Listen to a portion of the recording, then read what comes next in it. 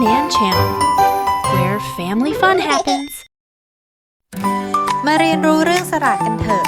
สระอะแบบมีตัวสะกดมาเรียนรู้สระอะกันสระอะเส้นสั้นแบบมีตัวสะกดความรู้เพิ่มพูนไม่ได้ลดมาเร็วมาจดเข้าใจทันควันสระอะเมื่อมีตัวสะกดสระอะจะหดเป็นไม้หันอากาศคลัน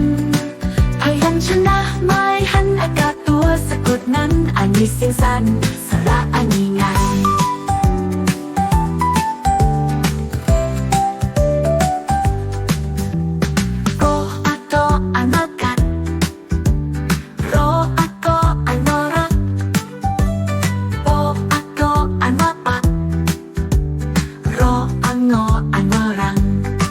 คุณพ่อขับรถขนของไปวัด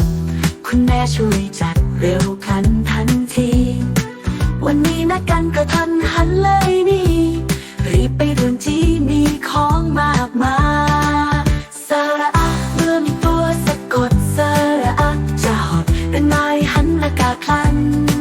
พยัญชนะไม้หันอากาศตัวสะกดนั้นอาจมีเสียงสั้นสระอะนี่ไง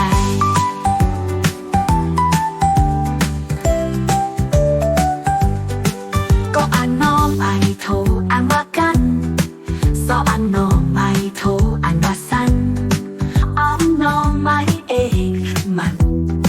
ขอรออันนอไม่โทครั้ง